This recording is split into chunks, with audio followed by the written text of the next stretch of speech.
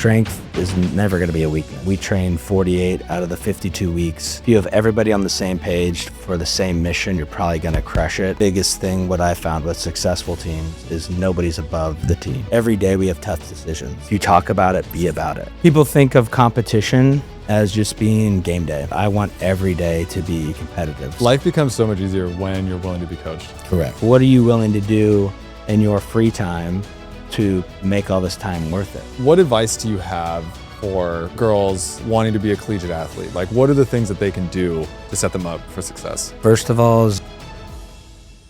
All right, everybody, welcome back to For Your Own Good. I'm Kassidy Warren, and I'm here with the head of Texas women's basketball, Zack Zillner, and we're at a special moment in time here. You just won to go on to the Sweet 16. So congratulations on that. Appreciate it. Thank you so much for having me. Yeah, and I realize it's like we're down here in Austin in March, and we're in March Madness. Basketball season. Season. March Madness is what we do everything for. So no, we're pretty pumped. We have a really good team this year, so it's been fun. See the culmination of all the hard work pay off for these next, hopefully, 4 games. Yeah, so tell me what it feels like right now, just since we're right in the middle of it. Yeah, so it's basketball, like collegiate basketball. It's the one sport that they're on campus all year round. So a lot of seasons, like football, they get done in January and they have like a month off and they start spring ball, then they go home and then they do summer. And a lot of the other sports follow a pretty same model. We trained 48 out of the 52 weeks last year. So that's a lot of time. Usually your downtime, you get like a couple weeks in May, 1 week in August, and then maybe a few days for Christmas break. But for the most part, like you're rocking and rolling all year long. And this is the month. Like this is the month. So it's win or go home. And so the big saying is like survive in advance. So it doesn't matter how you win. You can win by 1 point or 100, doesn't matter. But at this time of the year, like everything needs to be peaking at the right time, locked in, focused. And I think that's the toughest thing. Like you just got done with 34 game season thus far, and it's 2.5 games a week. It's a lot. And so it's keeping everyone focused and realizing like what our main goal is, and then going out there and playing hard. Is that the main focus right now, is like the mental side of things versus even the physical, or like? Yeah, I think physical, like obviously they need to be healthy. And if they're not in shape by now, you probably didn't make it this far anyway. So it's all about kind of like longevity throughout the season. And right now is like when we start peaking to hopefully be playing our best basketball in March. Okay. And so where are you heading on to next? So we're in the Birmingham regional. So there's the Spokane regional and the Birmingham regional. We're in the Birmingham regional. So we'll play in the Elite 8 or we'll play in the Sweet 16, then go to the Elite 8, and then the Final 4 national championships in Tampa. Okay. All right. But it's Survivor Advance. So Survivor Advance. You lose, you come back to Austin, you win, you keep going. Yeah. And so leading up to March, what percentage of it is physical? Because you said if you're not in good enough shape, you probably didn't make it. So what percentage of it is physical? What percentage of it is mental versus like coaching or like camaraderie, like the whole team aspect? Yeah. I think all those play an integral role. What I've found is like teams that are very cohesive units. So I always joke that like if they're all friends and hang out, you have a better probability of going pretty far than just like cliques.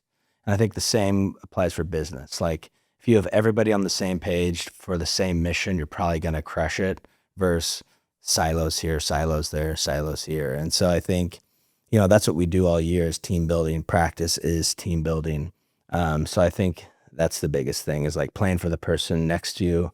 It's not all about me. It's about we. I know it's really cliche, but when you see programs at the highest level doing things at the highest level, that's a big piece. I've been on a bunch of championship teams. I've also been on a bunch of really bad teams. And I think you get valuable lessons from the bad teams as well of they weren't cohesive groups. There's a lot of we or me versus we type of situation. So it's kind of fun to see this group come together over this past year, which is fun. How do you coach the bad teams or the me's? I think you have to bring it to their attention of like what they're doing wrong, and kind of the tag word now is like toxic behavior. And I hate that, but I mean, it's right. Like if you are being negative or going against what coach is saying and bad locker room talk, like that bleeds into other things. And we always talk about crabs in a bucket. So you have those bottom feeders that are negative, pulling others down. They're going to hurt you more than your opponent, honestly. So if you have a tough opponent, you'll have to face them twice a year probably. If you have a tough group of athletes in your locker room, you have to face them every day. And so we're all about building like a tough culture. And the biggest thing, what I found with successful teams, is nobody's above the team. So at the end of the day, no matter how many points you score, whatever, like if you're not part of the team standard, I think you're part of the problem. Yeah. Okay. Team standard. Do you have an actual team standard? So our biggest thing is we go back to like Texas tough. And tough, people just think it's like mental toughness or physically, but I always break it down as like every day we have tough decisions. So it can be as easy as getting your butt to bed at 9 p.m. or making sure you have breakfast the night before, staying hydrated for practice, getting to class, making good grades. Like all these little things are tough little decisions we make, but people I think just look at it as like, getting a good rebound or getting through a hard workout. Like, yes, that's part of it. But I think all those little tiny tough decisions are the things that make you, successful or not. Does that create an environment where like when it's game time, it's almost built in and reactionary, like programmed into them because they built those standards? Is that? Yeah, I think people think of competition as just being game day. But I want every day to be competitive. So no matter what we're doing, I need there to be a winner, a loser, like we're keeping score no matter what drill it is. And I think when there's more on the line like that, you're not surprised when it's game day and, someone punched you in the mouth to start the game. It's like, okay, we need to win this quarter. We need to win this first 5 minutes. And I think the whole mindset shifts than just, okay, we're going to compete on Saturday. It's like, no, you've been competing every day for the last 365 days. Yeah, it's a different mentality. Totally different mentality. And so what's the team makeup in terms of not age, but like freshman, sophomore, senior? Like, what's the seniority level of the team? Yeah, we have like a bunch of upperclassmen, which really shapes your team culture. So now with the transfer portal, who people aren't very well versed in, it used to be if I wanted to switch schools, I had to sit out an entire year and then I could start playing again. And now it's once I transfer, I can play right away. And so with that, there's good and bad things. I think people have a tendency to transfer when things are hard, and everybody, their freshman year is hard. Like you're away from home, you don't have your parents. This coach is coaching you harder than you've ever been coached before. Classes are harder than they've ever been before. And I think it's really easy to just give in and, oh, well, I'll just go somewhere else. I'll do something new instead of sticking your feet in the ground, like taking these hard steps and maturing as an adult. Mm-hmm. And so for freshmen coming in, tell me what you see or what you look for, or how do you train them differently than the rest of the team? Yeah, we do little things like everyone thinks like, okay, you need to make them bigger, stronger, faster. Sure. Like, cool. I think the biggest thing where freshmen screw up is the habits. So when you're at home, like your parents usually make sure you're up in time to go to school. You get taken to school. You're making sure you're at practice. They have food for you. Like it's pretty easy. I know when we were in high school, like we hated it. It was the hardest thing ever. But it's like you get to college and it's just you. And so if you want to sleep in and not come to the gym, that's kind of your thing. Like, what are you doing with your free time? So I always challenge them to plan their day the night before. So before your head hits the pillow, you should know what time all your classes are.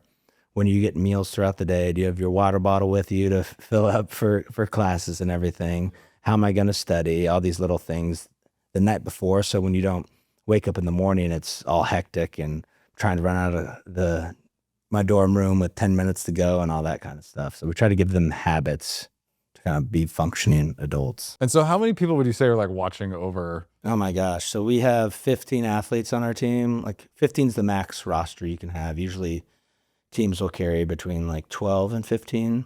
And when we travel, there's probably around 50 people on the travel party. So you almost have 2 to 3 adults per athlete. So like everybody's watching to make sure they're doing what they're supposed to be doing. And I think athletes either look at that as a negative, which like all these people are in my business, or it's a positive. You have all these people here to help you. I think the sooner you realize is like we talked about before we got on, like outsourcing, like have these older people, upperclassmen, GAs, coaches who've been through this, who've been in the real world, like help you with this. I think the sooner they lean in and they're able to be coached, not only on the court, but in life, like life becomes a whole lot easier. Life becomes so much easier when you're willing to be coached. Correct. It's like you let go of your grip. I don't know, what is it about people? I think it's an ego thing. Like when I was younger, like I used to think that I would be coachable, but I think I was coachable with the things I thought were right. So if it aligned with my vision, sure, coach me. But if it went against the grain of what I thought, what I was doing correctly, I think I took it as more of like an ego hit than like, hey, this person is twice my age. They've been through college. They've messed up the same way I have. Like, listen, like they want the best interests for you. So it's more like listening, and it's not an ego thing. It's like they're trying to help you. Yeah, I can remember back to when I was that age and not having the perspective that people have lived or walked the same path that I had. Like, I don't think I had the level of respect. I was very coachable because I wanted to do a good job and I wanted to show up and I wanted to like start. I wanted to be a starter. I wanted to go perform. I wanted to go play. I wanted to do really well. But I think it still was like, oh, this aligns with my perspective and my vision. For sure. I mean, that makes it easier. If someone's agreeable with you, it's like, heck yeah, I'm doing the right things. But if someone's like, hey, everything you're doing is the opposite of to be successful. I've been in your shoes. I've done it before. Like, don't make the same mistakes as me. And you got to listen more. Yeah. I'm curious, not relevant to training, but when you travel, do you guys have your own plane? Yeah. So we fly private. So I joke, like, it's not even travel. I've been on mid-major teams where like you bus 3 hours to the airport, you get there 2 hours before your flight, you get on a commercial flight, you fly somewhere, you bus somewhere, or you take like a 14-hour bus ride to nowhere, Kentucky or something. And this, it's like we get done with practice, we shower, hop on the plane, fly there, go to dinner, shoot the night before, get up, shoot around, play the game, win the game, and come back that night. And so it's like 36-hour turnaround.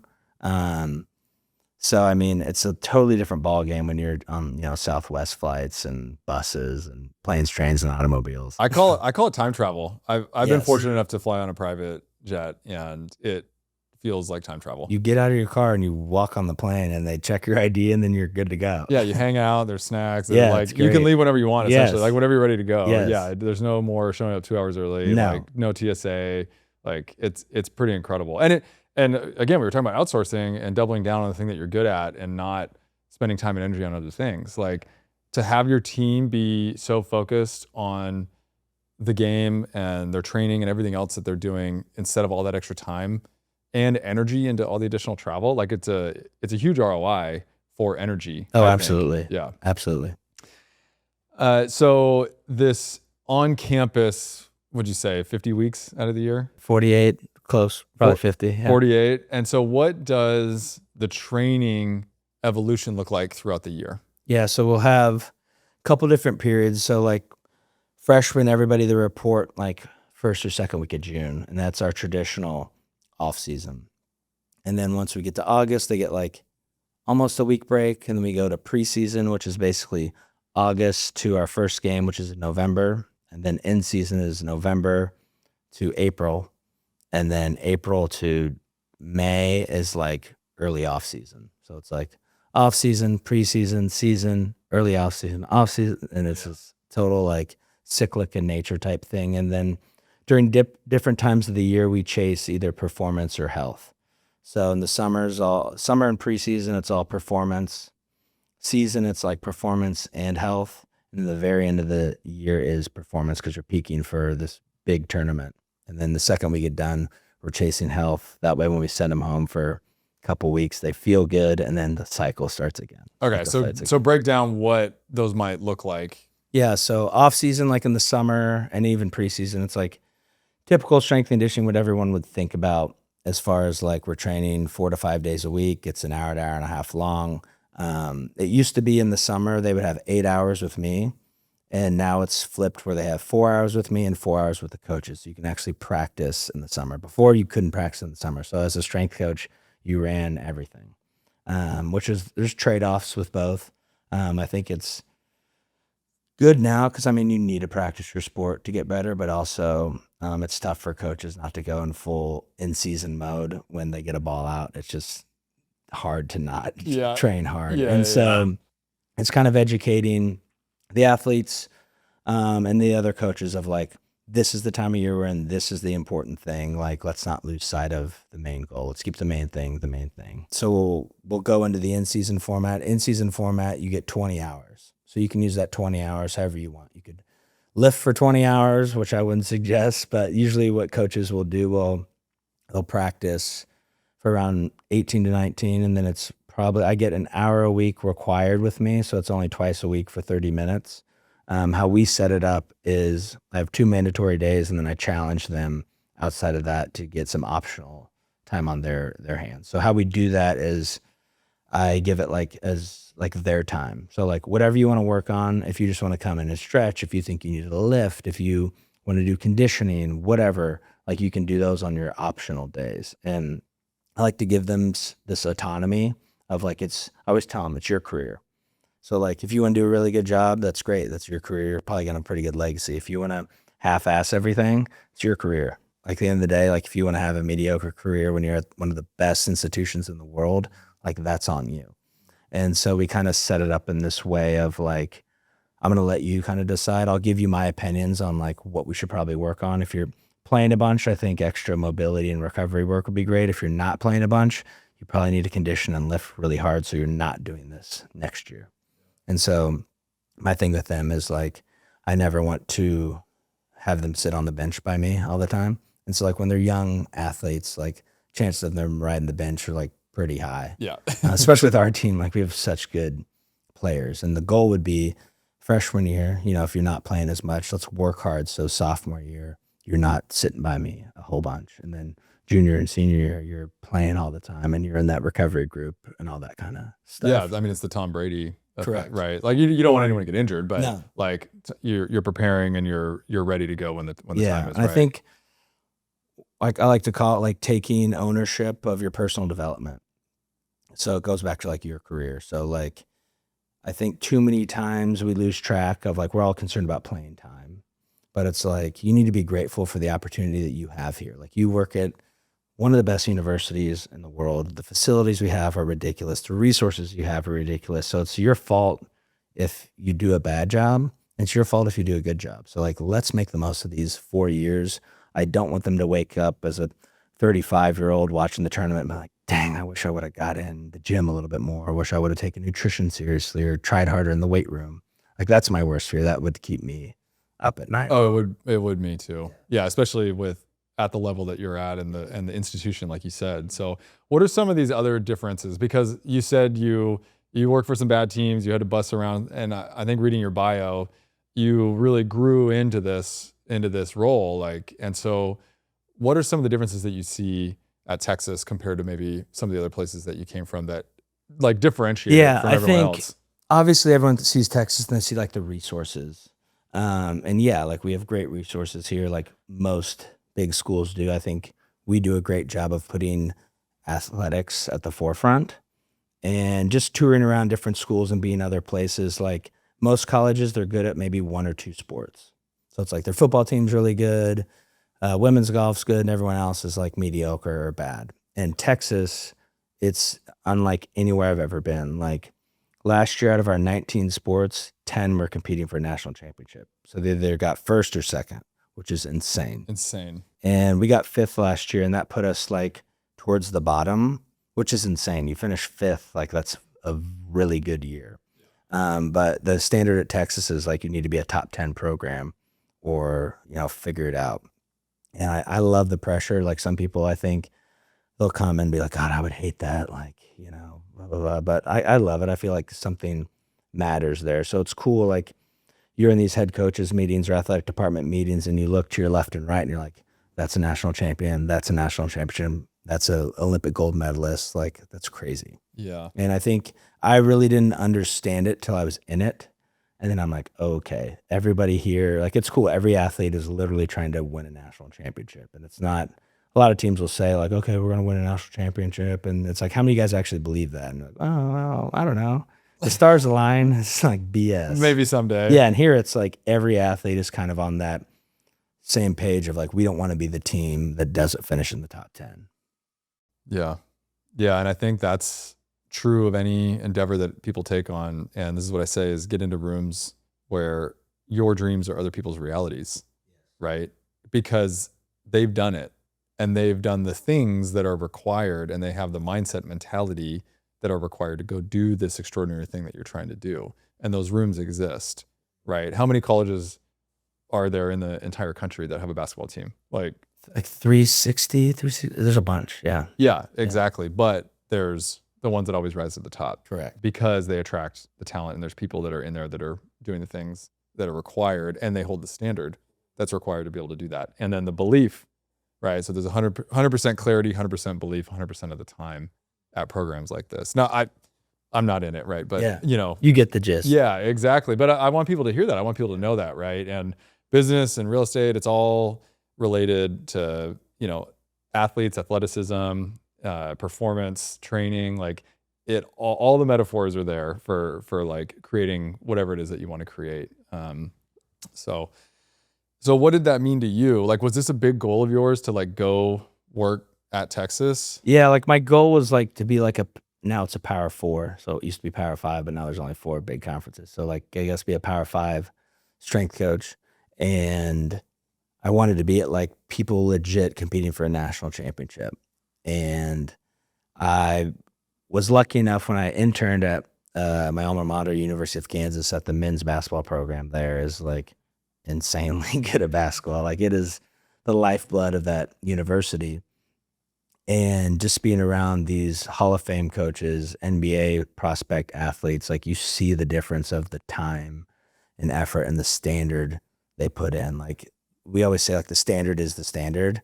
And there was no like, oh, you missed the time by a second, or you were 1 point short in the drill we did. It's like, no, you didn't get the goal done. Like there's going to be some repercussions for it. And like some people hate that environment. Like close enough is good enough for some people, but I feel like you have one life, you might as well go the extra mile and get it done. Yeah, and that's literally what's required to go do it. There's people that don't like competition. There's the generation, I think millennials were the trophy generation, but also our parents were the ones that gave us the trophies for, participation. Thanks, Dad. Yeah. But there's so much to be said around competition. Like watching the Olympics, was it last summer? I think there were more records broken and there were more comebacks, like especially in the track and field where someone was in 3rd or 4th or 5th and they came back to win it. And like that doesn't happen outside of a competition. No. Outside of the greatest, the Olympics. Well, get this. Yeah. So we're talking about Texas. If Texas was its own country for the Olympics, they would have got 9th. Really? 9th at the Olympics if Texas was their own country. In just with the amount of athletes that they had there. Oh, yes. Wow.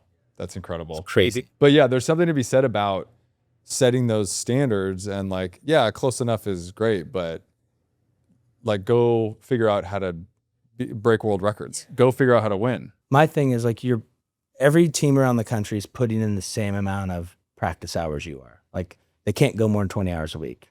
And it's like, what are you willing to do in your free time to make all this time worth it? It's like, to me, is it worth it to go home for the 30 minutes after practice and you could be working on your game that you came here, that you told me you loved, or go home and get on TikTok or screw around with your friends or whatever? And like, to me, I don't think it's worth it. And people don't realize like, it's just a little time commitment. I'm not talking about saying 3 hours after practice, but it's like compounding interest.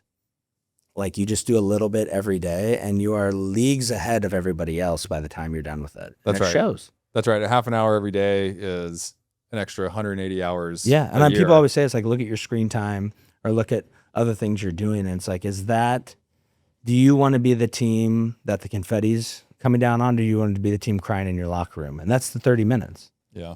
And to me, it's way better to get confetti in your hair on your head than not. Yeah.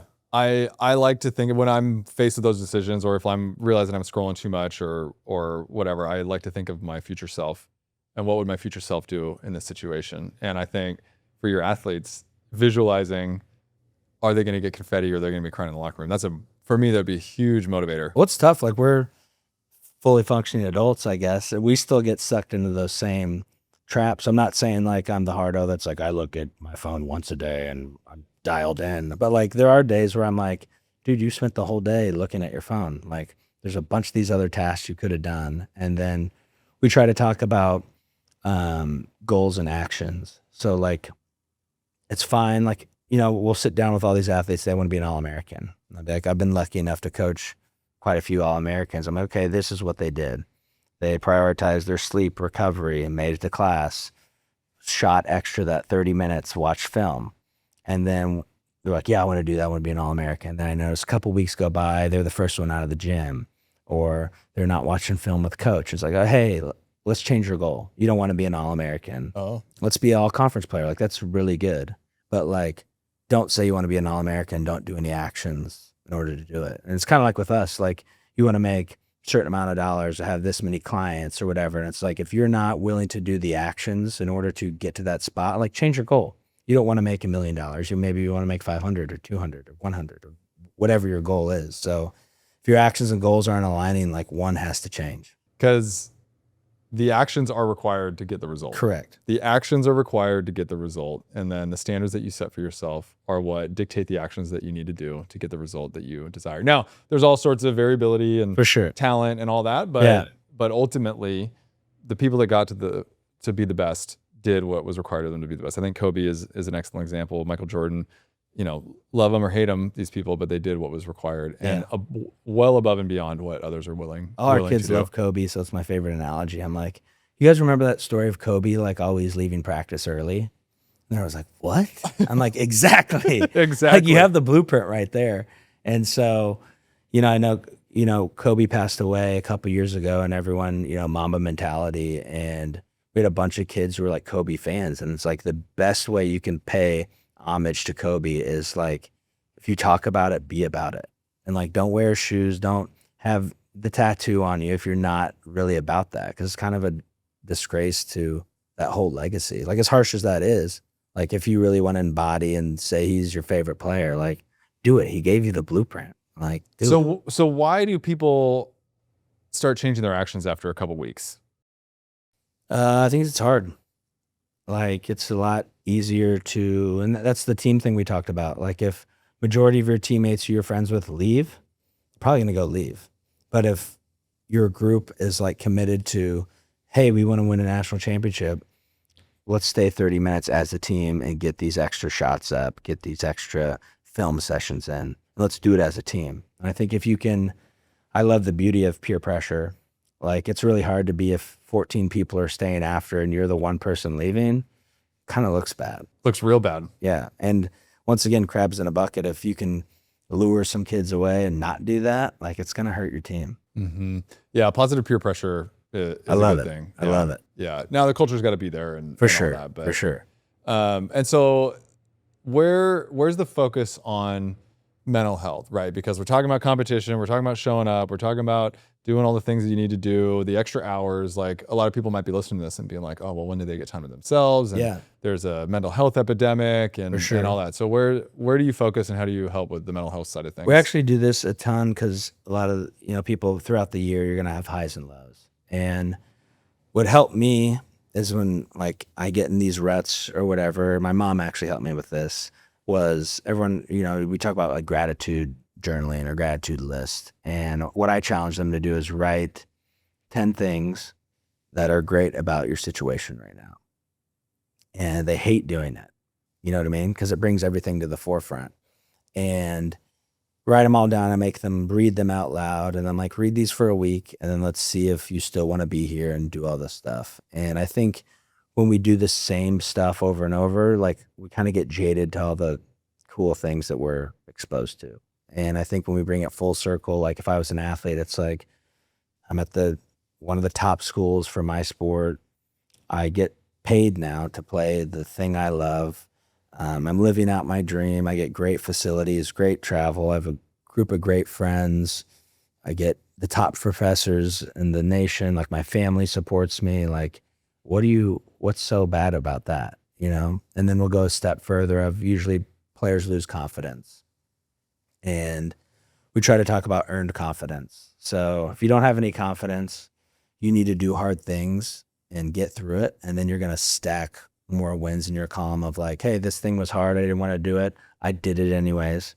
More confidence, more confidence, more confidence. And it's kind of getting back to who you are. Like if you're struggling in the game and everything, like you're going through a shooting slump, like it's not permanent, but like you have two choices, like roll over and die or get in the gym and work on your game. And like we have people here on staff that will stay after and rebound for you. You just have to show up and shoot. And I think it's reframing everything, what the goal is, and nothing's permanent. Like you can always make a change. And I think the gratitude of where you're at and then taking responsibility of your own personal development, you can get out of that rut pretty easily. Yeah, those things are really hard for people, I think. Yeah. Yeah, the gratitude piece has been really life-changing for me. Yeah. I thought it was so dumb. Yeah. Like when I first, I was like, this is some cupcake stuff right here. Like I'm not doing this. And then once again, like people don't change till they have to. I was going through a rut. I don't even know why I was going through a rut, but my mom challenged me. She's like, just do it. Like, worst that can happen is you make the list, never look at it again. I was like, whatever. It's just stupid. I'll prove her point that this is dumb. Yeah. And I did it for a couple weeks, and it reframed everything for me. And I always joke, like people want to come on tours and see the facility. And I used to hate doing it, but now I love doing it because it gives me a new perspective of what a great opportunity that I have. And like 18-year-old Zach, when he first started his internship, he would have freaked out if he would have known where I'd be at 35. And for me to lose sight of that perspective, I'm kind of giving 18-year-old Zach almost like a slap in the face of, dude, you work this hard. Like this is a great situation. Yeah. And I think it's all about reframing everything, being grateful for what you have. Like, Yeah, because at a certain point, especially with athletes, it can all feel destined. It can all feel pre-thought out, especially if you're at the best institution with the best everything around you. And this is true for a lot of people that are high performers, and because they just go perform and things happen. And so you forget to be grateful. And I think your reframe of thinking about 18-year-old or younger Zach, I love that because same thing for me. I was working corporate and I wanted to get out. I wanted to travel. I wanted to go buy a bunch of real estate. And I did exactly that. Now, I'm taking a different direction now because I reevaluated and was like, I don't want to do it exactly the same way. But yeah, like 18, 25-year-old Kassidy would be like, dude, you did it. Yeah. Like you did it, man. open your eyes, man. You freaking did it. Yeah. So I love that. Let me ask you about the money piece. I'm interested because I think a couple of people are sitting on the money piece. The athletes are getting paid now. How has that changed things? It's changed things a ton. So like NIL, name, image, and likeness, they're still trying to figure it out now. So now it's kind of like the wild, wild west of like what you're getting paid. It's kind of this gray area with everything. But essentially like athletes are getting compensated for their name, image, and likeness, whether on commercials, volunteering, whatever. Like they used to get zero and now they get a very good living if you're a top player. And I think you kind of see this in the pros too. When athletes sign their first pro deal, they get complacent and they think they've made it, and they don't realize like the real money is like contract 2 and 3. And so you kind of see this higher stress level of like, okay, we paid you, like you need to perform. So in order for you to get your check, you better be coming in the gym extra. You better be producing, just like a job. Like if they pay you a bunch of money to raise revenue and you're not doing that, like, why are you here? Yeah, You know what I mean? got to figure it out. And so I think it's a lot of pressure that these kids haven't had to deal with as far as like they get all this money. And you know how, I mean, people, I think you hear this a lot, like when they give a bunch of money, it's almost worse because family members want stuff or friends need things, or you made this much money, like help me out, start this or that. And I think it's just a tough thing for like an 18 to 22-year-old to deal with. Yeah, it's like you won the lottery. Yeah. And like those lottery winners, they go bankrupt. Yeah. And you never know like who has your best interest in heart. And that's why it's really important to have like a close circle with all those things. Has NIL impacted team dynamics? Yeah, I think so. I mean, people, I think, no matter what, are always jealous of what other people have. and why don't I have this or why don't I have that? And when you get caught up in that, I think that's your downward spiral. Like thief is a comparison of joy. And so it's just it's tough to stay focused on that instead of worried about what everybody else has. And we all did it when we were coming up. Like you had your first jobs, and my first job I made 30 grand and no one was jealous of that. But like I remember friends would get into sales and like, dude, I made 300 grand my first year. I'm like, dude, like poor me, blah, blah, blah, blah. Yeah. And instead of realizing like, dude, you wanted this, like this isn't permanent, like nothing's permanent. And, working to a place where you can do that kind of stuff. But I think the worst thing you can do is compare yourself to other people. And if you work hard, no matter where you're at, like eventually people will notice and you'll get compensated accordingly. I've got a couple nieces who are in the 10 to 13-year-old range right now. They've been hardcore softball, like 24/7 softball family is basically what's going on. What advice do you have for girls that are at that age wanting to be a collegiate athlete? Like, what are the things that they can do to set them up for success? I think first of all is like get good grades. Like we see this a ton where you have an unbelievable athlete, but then you look at their high school transcript, and if you want to get into some of these top academic schools, which I would encourage everyone to do because you're going to have a life after sports, it makes it hard for you to do that.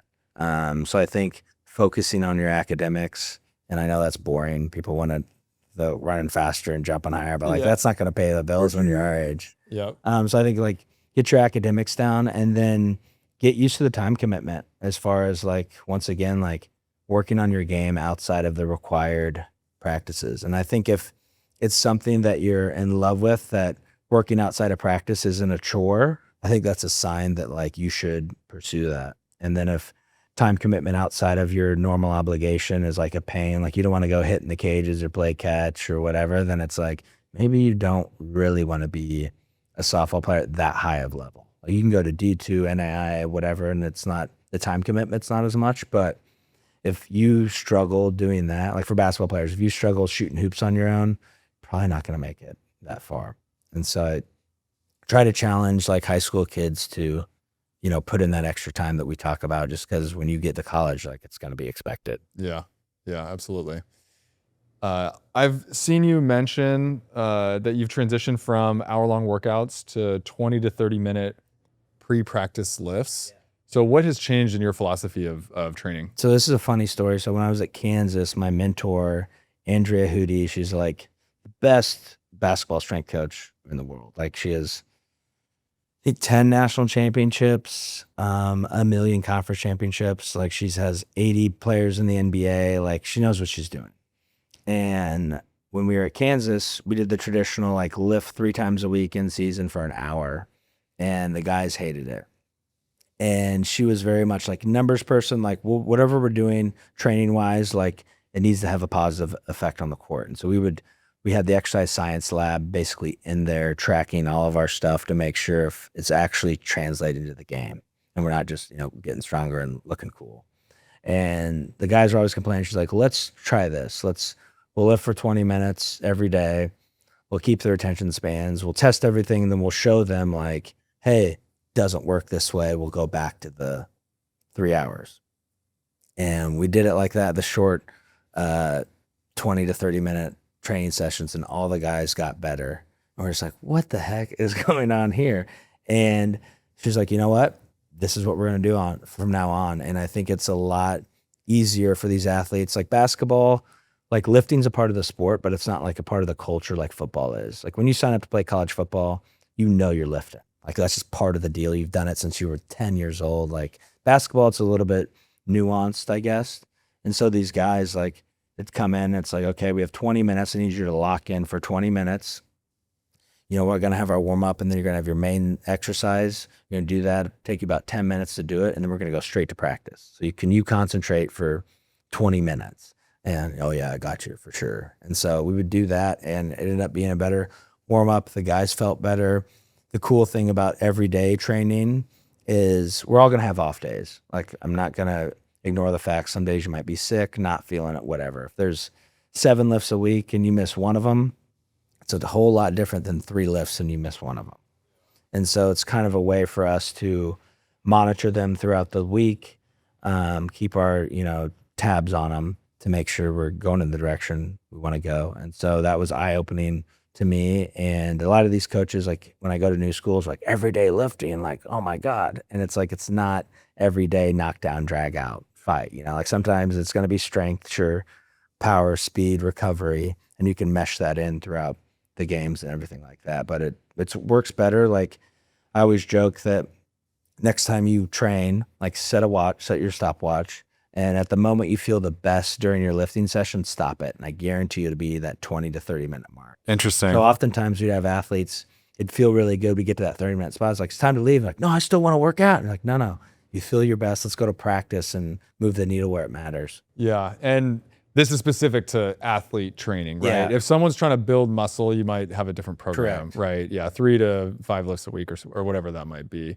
And this is specific to performance-based athlete Correct. training. Now, if you do have the time, like if you're someone who has access to the gym like that and want to go every single day, like I think it can definitely work with your average person, especially people who are super busy. Like I've trained a couple of CEOs and like, you know how they are. They have like maybe 20 minutes. Yeah. And it works great for them too, because it's like short time commitment and you get in all the good stuff and then you're fresh and can move on to the next thing. Like the last thing I want to do for someone that needs their brain a ton is like bury them in an hour-long workout and then be like, good luck in your afternoon meetings. You know what I mean? So I think it can be great for everybody, but it all goes back to what you're saying, like what's your specific goals? Yeah.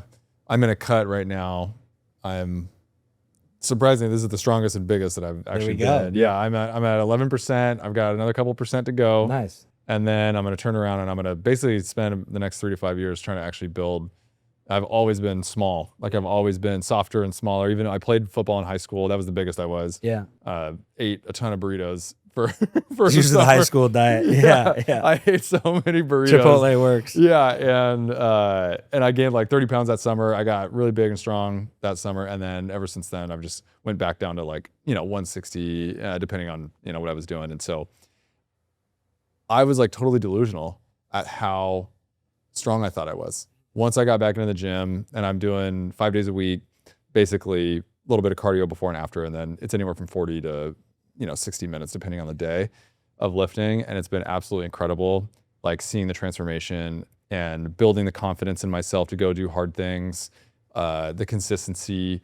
Like there's so many foundational elements of like lifting weights and working out that transition and transfer to everything else in the rest of my life. Did you see the thing? I think Forbes or a big business magazine did something about, I think they compared like business success over the last 10 years of like CEOs that trained and CEOs that didn't. It was like 95%. Yes. Yeah. It's a consistency factor. That alone is enough to say, look, like even if you're not trying to build a giant company. Yeah. Yeah. And I think also there's a lot of people, because I spend time in a lot of different circles, right? I'm talking to you. I talked to like a spiritual healer this morning. Sweet. Right. And I love all these different perspectives. There's a lot of people that are in different circles and I love yoga and all that, but there's people that like, oh, I'm just a yoga person. I think everybody should be lifting weights. I think everybody should be lifting weights to some degree. You don't have to become bulky. But like the level of fitness, like I don't want my family, my parents, my friends to not be able to lift their luggage over their head on an airplane. Well, that's longevity, is being strong enough to, when you're older, not fall or pick something up without throwing your back out or play. Like as cliche as it is, like strength is never going to be a weakness. Ooh, strength is never going to be a weakness. Yeah. I love that. Tag it. Yeah. So then let me ask you about cold plunge, sauna. For sure. What are your thoughts on the effectiveness of cold plunge and sauna? So with any recovery modality, like you're going to see 10 studies that says it's going to change your life and make your hair grow back. And you have 10 studies that say it's stupid, it's a waste of time. And so what I recommend to people is they try everything and then figure out what they like and what they respond to. So like if you hate cold plunging, for a performance thing, it's probably not going to be the best thing for you. Now, if you want to use it as your mental training, okay, sure. But as far as like a performance type thing, like if you hate it, like don't do it. I think cold is great sporadically. I think when you do it all the time, you kind of get used to it and it loses its effect. But like if that's the thing that gets you going every morning, do it. By all means, do it. I think sauna, I think I'm probably more pro sauna. Just I think it has so many good cardio benefits and then mental as well. So we have a sauna at our facility, and I tell the kids like sit in after practice, and I was like, if your phone's in there, it's gonna blow up, so you can't have your phone in there. And so that leaves them like 30 to 45 minutes where they don't have their phone, they're unplugged, they kind of have to focus on sitting there, they're breathing, they just have their thoughts. And I think that's the best way to kind of clear your mind, makes you sleep like an absolute champ. And no, I think saunas, if anyone can get one at their house or have access to it, like I think sauna's a game changer for sure. Yeah, I've been really into sauna and cold plunge, both as recovery. There's actually, for me, this is what I've been telling people and what I see the benefit as. Number one, what you mentioned, downtime. Forced downtime. You can't have your phone, except the gym I go to in Tucson. I went into the sauna one day, and I won't go back for this reason. It's a nice sauna, but literally everyone came in their clothes, their shoes, and they all had their phones. Yeah, you're kind of missing the point. You're totally missing the Yeah. point. And I mean, it just wasn't hot enough either. Yeah. But because you shouldn't be able to have your phone in there. But it's forced downtime. My clarity and dreaming and visioning and like all that. Your sleep, I call it the zonk machine. Yeah. And so like I've got a sauna during COVID, and I played around with it because I had a bunch of time on my hands. So sometimes I was like, dude, I'm gonna do it first thing in the morning, it'd be great. And then I was tired like the whole day, and I'm like, can't do that. No. So it's kind of a thing where I'll make dinner, turn it on, heat it up, eat my dinner, sit in the sauna, and then that night, like my sleep scores are always just like through the roof. And yeah, whatever it is, like I'm here for it. Yeah. Yeah. And then with the cold plunge, I think I felt a ton of benefits from it. I used to do it more often. I do it more sporadically now. I think just because I don't need to do it every morning, but my sleep was better even with cold plunging, even in the morning. The other thing is there's not much in this world where, one, it's hard, but then it's only 3 minutes or less, and you get immediate benefit. Like you feel great after. I mean, you should. Yeah, You know? I think I look at it as like when in need, like the things are like break glass if needed. Like I think it's such a good tool for that. Like let's say you got back from a late flight, you have a podcast and at noon and you need to get rocking and rolling. Yeah. Like I think that's perfect. Or a good like reset. Like I think nothing resets you more than like 35-degree water Yeah. first thing in the morning. And then the whole thing of like it only being 3 minutes, like just get in, like just do it. And I think it's like kind of a metaphor for life. Just like do the thing. Yeah. And the fact that you get like such an immediate benefit, that doesn't normally happen in No. life, right? Like normally the benefits are always down the road. So I think cold plunge is a great place to start for people that are in a difficult place or want to make any change.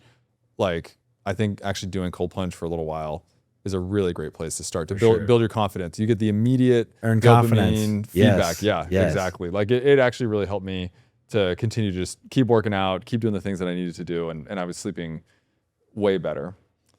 And so what are some of the things that your program is doing now to continue to stay competitive and to evolve? And like, what are some of the challenges that you're going to be facing moving forward? I think the biggest thing is like keeping up with the new generations of athletes. So like when I was a younger coach, it was a lot easier because I was like 25. So it was like I was a couple of years removed from college.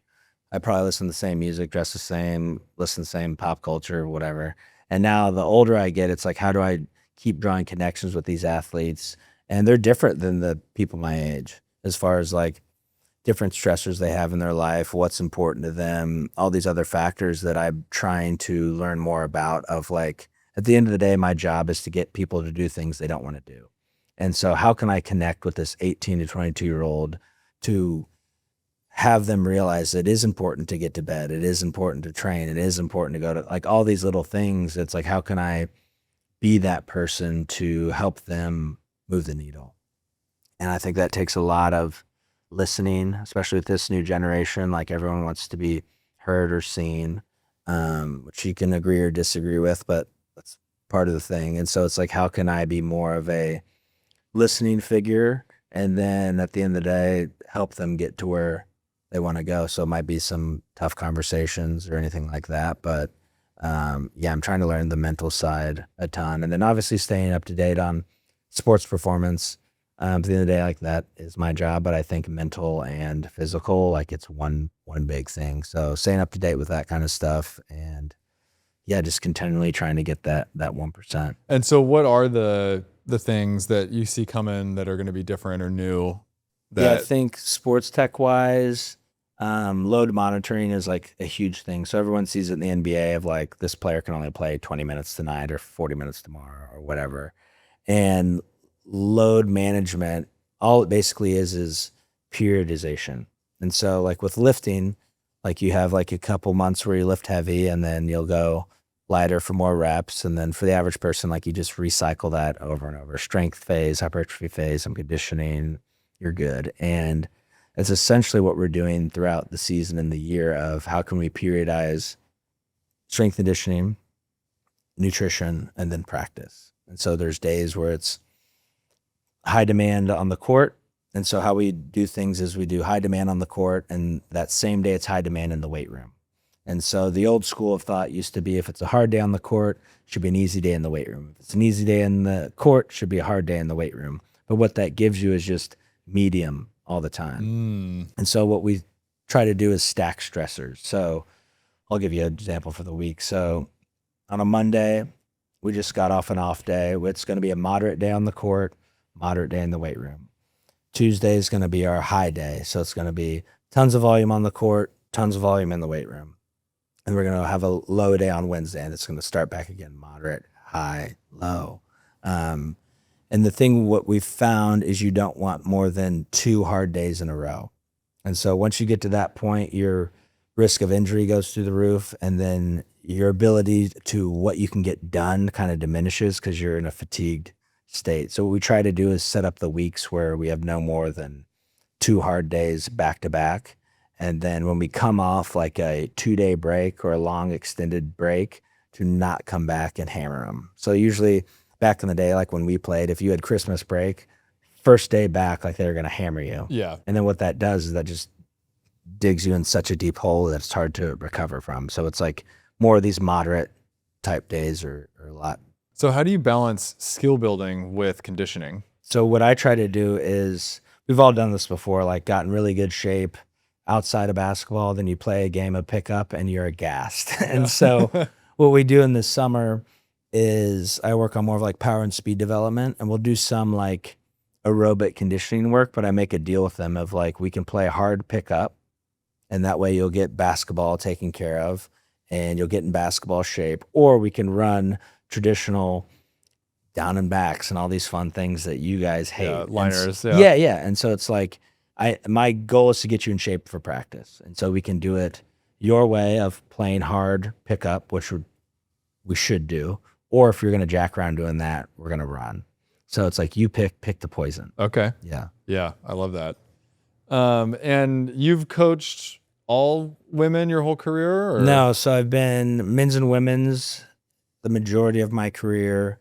And then my 8 years at Texas, I've coached the men like probably 4 of those years. And just with coaching changes, some coaches already have a guy, and 2 of the people that the coaches hired, I knew previously. So it's kind of one of those things of like, hey, you guys want to work together and do this thing? And I love coaching. Like at the end of the day, like I don't care if you're old, young, male, female, whatever. Like I want to work with athletes that want to be their best. And so a couple of these opportunities of coaching the men's side as well as the women's side, it's been fun and kind of eye-opening change of the difference in training and all that kind of stuff.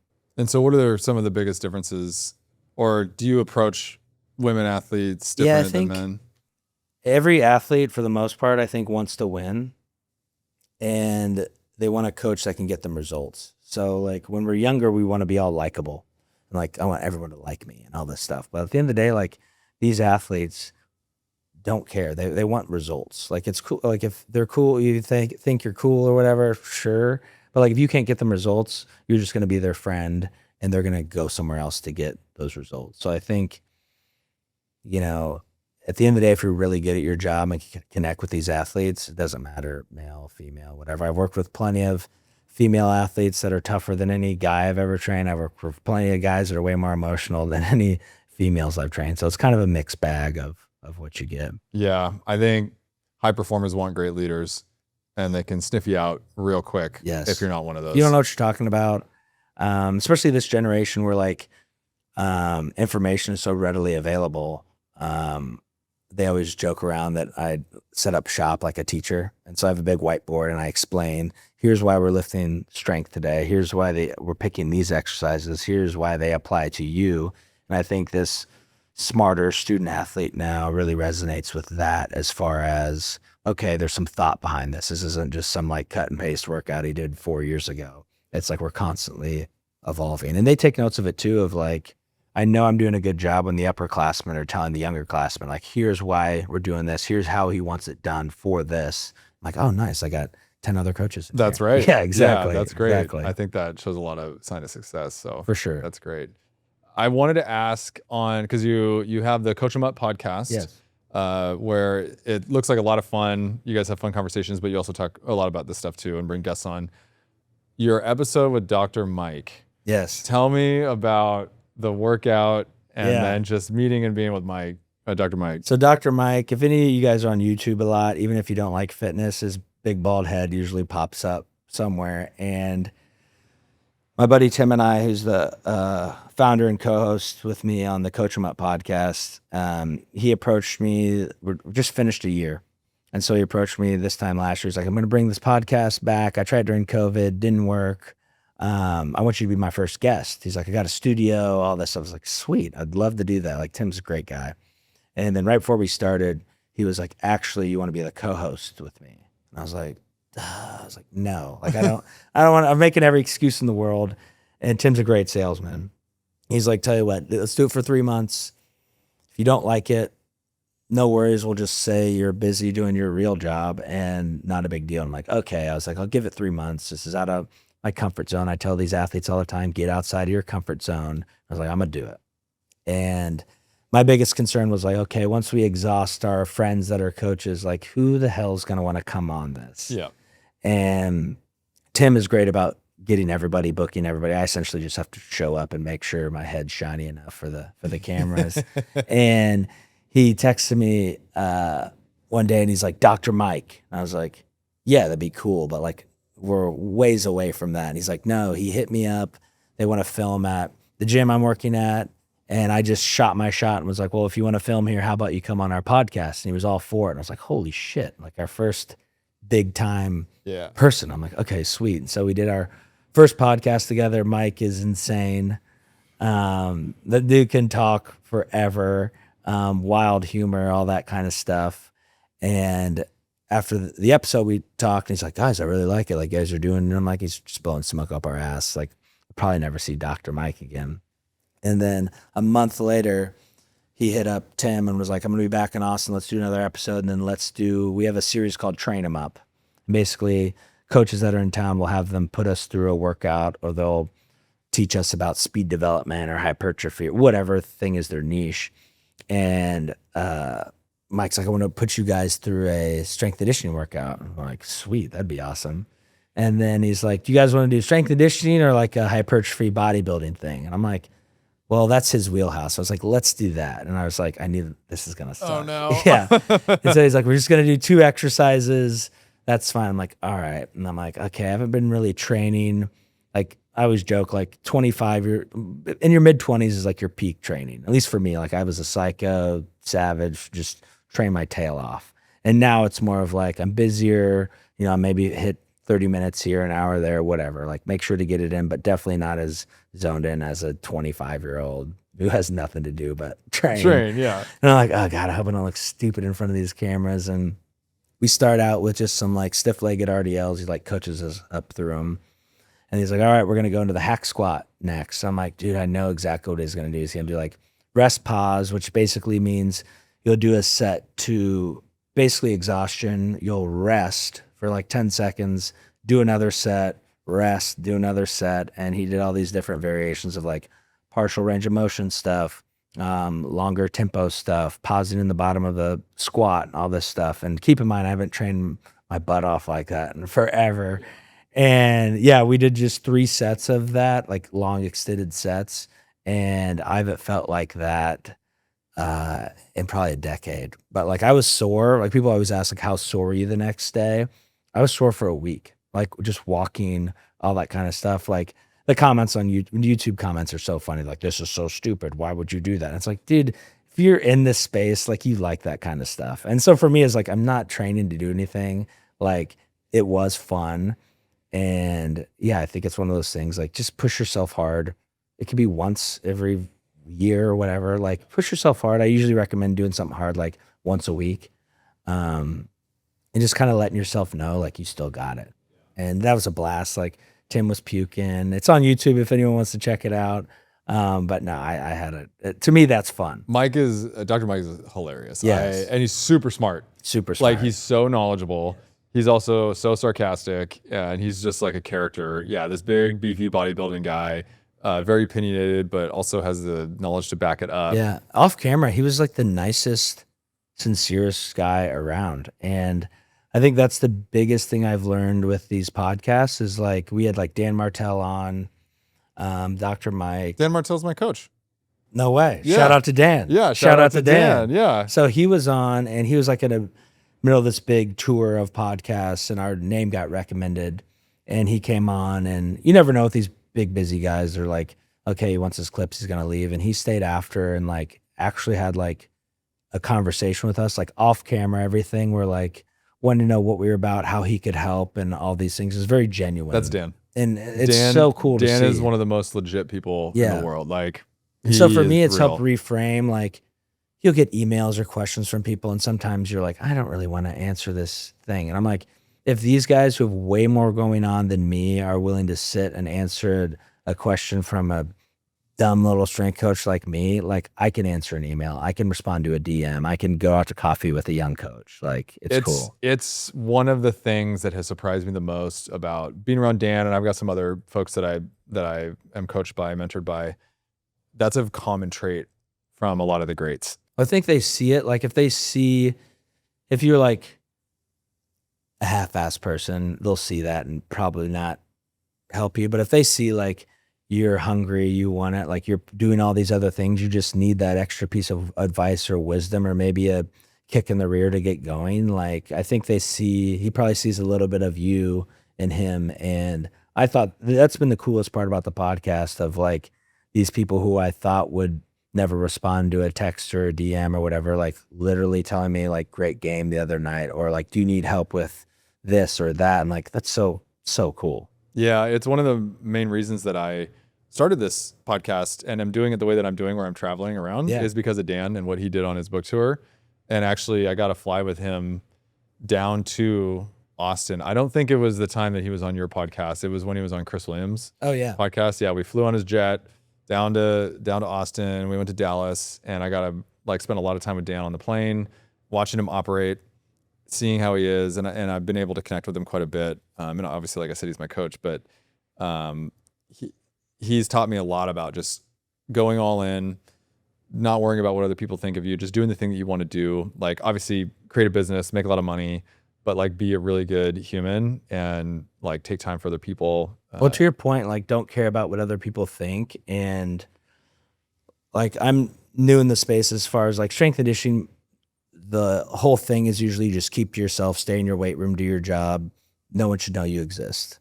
And I'm like, well, how do you help people doing that? And so we had a coach ask me like, hey, like I'm thinking about doing this thing, whatever, they're worried about what people are going to think. And it's like the people who are going to hate on you weren't rooting for you in the first place. So like, why do you care?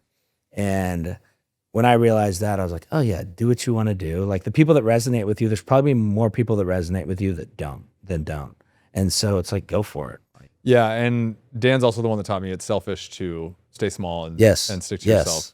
Yeah. And that if you have something, and most people, but almost every single person does, if you have something that you believe and you're good at and that will help the world, it's selfish of you not to share it with the world. I couldn't agree more. Yeah. And that was like a big mindset shift for me. And is like, he's the reason that I'm out doing all of this stuff, really. Well, shout out to Dan. Let's go. Yeah, he knows. Dan knows. He doesn't. Yeah. I need to stop talking about him, honestly. I need to just own everything as my own shit. Yeah, for sure. No, I think that's great. Yeah, I think when I searched, you guys came up as one of the podcasts that he was on. Yeah, we freaked too. He's like, Dan Martell. I was like, what? Yeah. I was like, no way. I am trying to get Dr. Mike on. He's someone that I'm trying to get on. So, Yeah. So if you got the in, you'll have Tim see if he can help you out. Yeah, that'd be great. I would think it'd be fun for me to go, because I'm a smaller guy. I'm trying to go up, but I think it'd be fun for him to try to train me. He's a blast. Yeah. He's a great guy. Yeah. Well, Zach, this has been really great, and I appreciate you being here. Where can people get in touch with you? How do you want them to connect with you? How do you want them to root for you? Cheer for Texas. Yeah. Yeah. If you're interested in the podcast, it's the Coach 'em Up podcast, Coach EM Up, Spotify, Apple, YouTube, all that kind of fun stuff.